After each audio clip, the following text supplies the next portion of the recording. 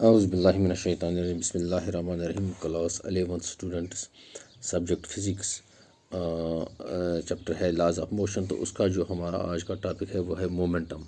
तो मोमेंटम क्या चीज़ है? मोमेंटम को हम रिप्रेजेंट करते हैं पी से। P is equal to M V, mass into velocity. और पी जो है ये वेक्टर क्वांटिटी है और वी भी है वेलोसिटी है। तो इसको समझने के लिए हम एक एग्जांपल दे रहे हैं, जैसे कि एक बॉडी का हम मान लीजिए एक एक ट्रक है। ये एक ट्रक है, मान लीजिए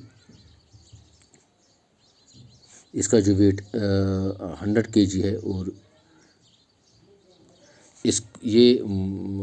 इसकी जो वेलोसिटी है वो 2 मीटर पर सेकंड।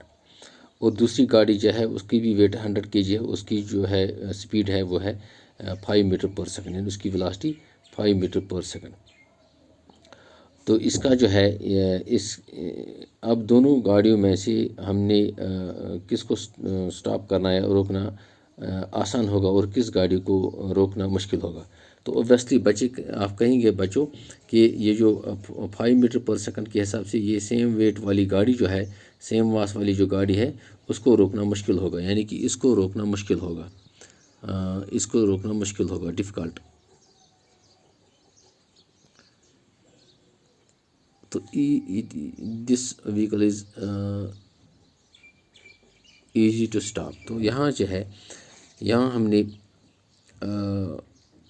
ये जो है गाड़ी, इसको रोकना आसान होगा और इसको रोकना मुश्किल होगा। इसका मतलब है यहाँ इसका जो है मोमेंटम जो है इसका ये इसके मुकाबले में कम होगा, यानी कि इसका मोमेंटम जो है ज़्यादा होगा और इसका कम होगा, क्योंकि इस हालांकि दोनों जो गाड़ी है, दोनों जो है गाड़ियां हैं, उनका जो मास है वो 100 kg है।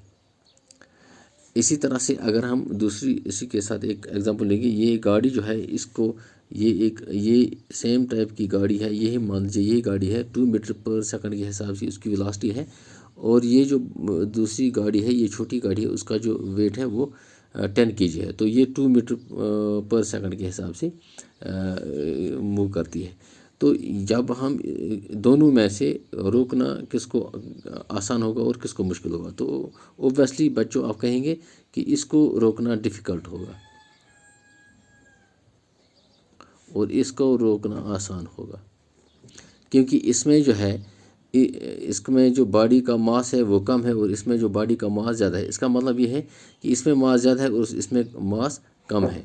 और यहाँ जो था, यहाँ इस गाड़ी में यहाँ वेलोसिटी गाड़ियों का दोनों जो ट्रक थी उनमें जो है मास सेम था, लेकिन वेलोसिटी इसमें कम थी और इसमें ज़्यादा थी। तो इसको ओब्वियसली तो मोमेंटम जो है it depends upon the mass of the body and the velocity of the body.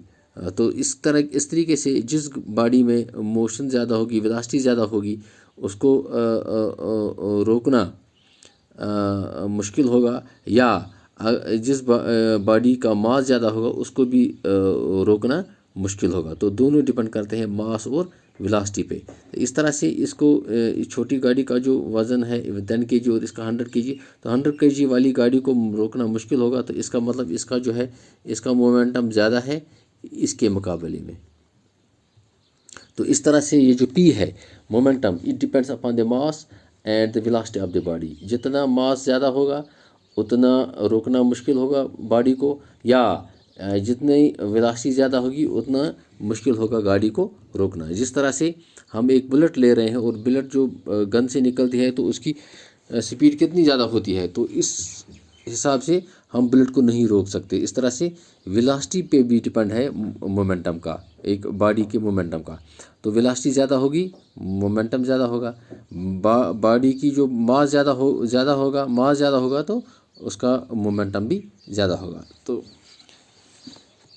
ये जो मोमेंटम है ये एक वेक्टर क्वांटिटी है और ये दूसरा पॉइंट है। और काइनेटिक एनर्जी वो स्केलर क्वांटिटी है। तो इस तरह से हम काइनेटिक एनर्जी और मोमेंटम को डिफ्रेंशिएट कैसे कर सकते हैं। जैसे हमने एक बॉडी को ले लिया है और ये इस डायरेक्शन में विद, और ये एक चीज़ मैं भूल गया बच्चों कि इस जिस तरफ डायरेक्शन वेलोसिटी की होगी, क्योंकि velocity is a vector quantity, तो इसी तरह से उसी डायरेक्शन में मोमेंटम का भी उसी वेलोसिटी की डायरेक्शन में मोमेंटम की डायरेक्शन भी होगी, यानी कि जिस तरफ वेलोसिटी की डायरेक्शन है उस तरफ मोमेंटम की भी डायरेक्शन है। तो इस तरह से दोनों जो है वेक्टर क्वांटिटीज़ हैं।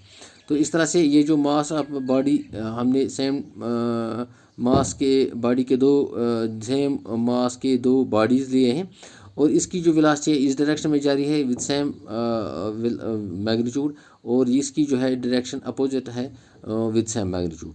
तो दोनों का हम टोटल मोमेंटम निकालेंगे और दोनों का हम टोटल काइनेटिक एनर्जी निकालेंगे। तो दोनों का जो है इनका मिला जुला जो पोटेंशियल मोमेंटम टोटल मोमेंटम है वो है P1 P2, यानी कि इसका मोमेंटम प्लस इसका मोमेंटम, बॉडी 1 का मोमेंटम प्लस बॉडी 2 का मोमेंटम, तो वह है mv प्लस mv, क्योंकि p जो है वो mv के बराबर है।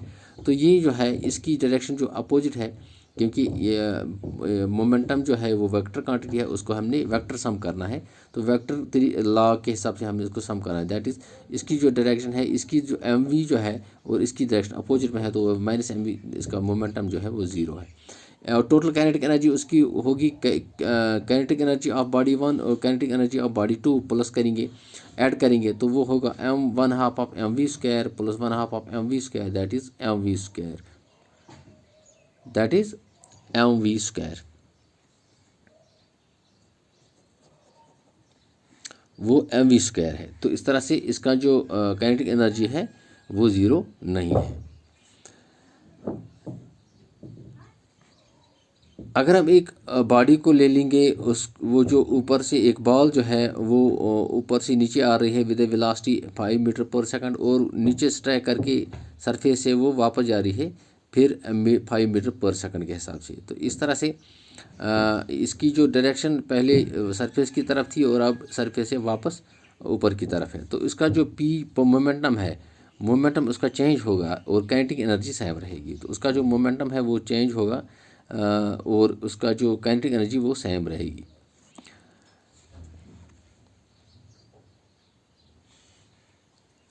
अगर कोई बॉडी जो है वो सर्कुलर मोशन में है तो उसकी जो मास m, उसका जो मास m है, बॉडी जो है वो सर्कुलर मोशन में है विद ए कांस्टेंट स्पीड, तो इसकी जो वेलोसिटी की डायरेक्शन है वो इस तरफ है और जब वो इस पॉइंट पर पहुंचेगी सर्कुलर मोशन में तो इसकी वेलोसिटी की डायरेक्शन, यानी कि इसकी वेलोसिटी की जो डायरेक्शन चेंज हो रही है और इस तरह से काइनेटिक एनर्जी उसकी जो है वो कांस्टेंट रहेगी और इसका जो मोमेंटम है वो कांस्टेंट नहीं रहेगा, क्योंकि उसकी जो वेलोसिटी उसकी डायरेक्शन चेंज हो रही है। तो मैथमेटिकली हम लिखते हैं P is equal to mv, that is momentum is equal to mass of a body into velocity of the body. दोनों जो है वेक्टर क्वांटिटी, P भी वेक्टर है, V भी वेक्टर है। तो चेंज इन मोमेंटम जो है वो है change in momentum with respect time, that is dp/dt, हम इसको लिखेंगे is equal to d mv/dt।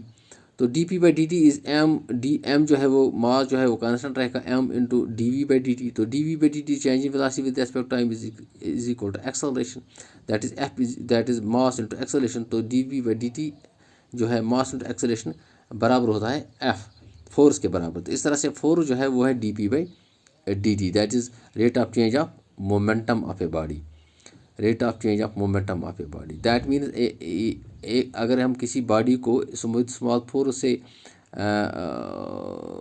Force देंगे और दूसरी उसी टाइप की बॉडी को हम फोर्स